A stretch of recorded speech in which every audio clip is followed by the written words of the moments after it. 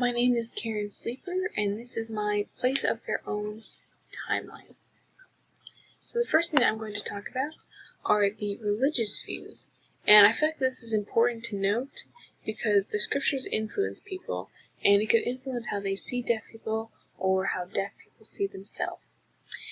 In the New Testament, it says that some people are deaf because the Lord made them that way. In Leviticus 19, it says that thou shalt not cure the deaf. And however, though, Mark and Luke saw deafness as an individual that has been possessed by a demonic being. In the Old Testament, deaf people are reduced to the objects or depicted as sick beings that need to be cured by Jesus. However, though, the book of Exodus says that deaf people are part of the Lord's creation, so that they're meant to be here as well. So they're good and bad in both parts. The Catholic views says that St. Augustine believed that deaf people are denied the possibility of religious salvation because they cannot hear the word of God. Next, I'm going to talk about deaf education. Fray Melchor de Yebra was a monk in the 16th century. He published drawings of the standardized fingerspelling, and I have the picture right here. The standardized fingerspelling is important to note because I feel like that it kind of started things with fingerspelling and ASL, and it helped to grow later on. Juan Pablo Bonet, he was more for the oral method, but he did use fingerspelling to teach his students to read and to write and to speak in Spanish. He wanted them to be fully integrated in a hearing society. Anthony de Using saw that deaf people were able to accurately communicate.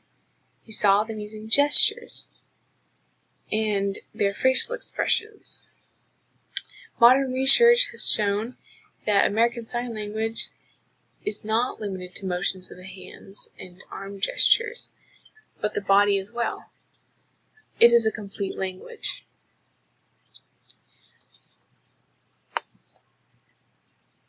Next, I'm going to talk about schools for the deaf in America.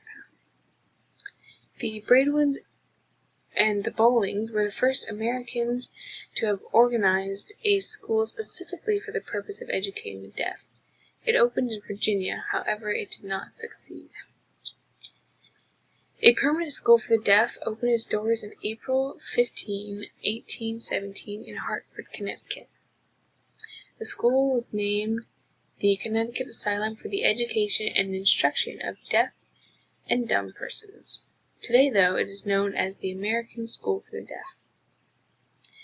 The three men that shared the responsibility for founding the American School and assuring it did not collapse the way the Virginia predecessors did were Mason Cogswell, Thomas Hopkins Gallaudet, and Laurent Clerc.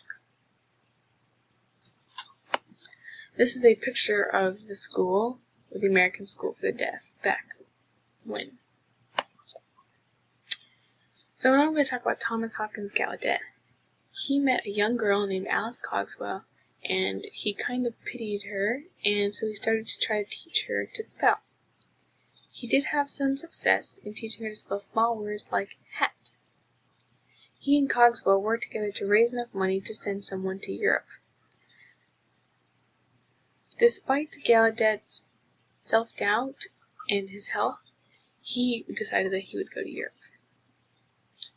He studied at the Royal Institution there. But before that, the Braidwoods agreed to take Gallaudet on as their apprentice at their school, but only if he promised not to share their teaching techniques with others. He did not have success or support with them, so then he went on to study at the Royal Institute in Paris. There he met Laurent Clerc. Laurent Clerc is a successfully educated deaf man. He was first a student and then a teacher at the Royal Institution for the Deaf. Gallaudet wanted to take Clerc back to the U.S. with him so he could be a role model of what a deaf person could become: educated, industrious, and socially skilled. He wanted him to be able to teach deaf kids in America. Once Gallaudet and Clerk went back to the U.S., they had ongoing attempts to raise money for their school and to convince government that it would be helpful for the country. I feel like that they helped get schools for the deaf in America going. Here's a picture of Laurent Clerk. So next thing I'm going to be talking about are organizations. In the 19th century, the deaf Americans began to create a bewildering amount of organizations.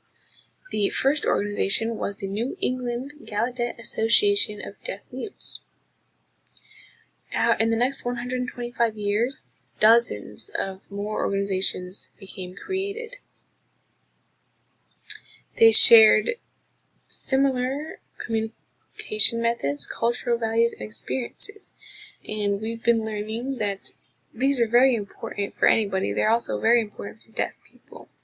It makes them grow together and be able to come together as a community, these organizations.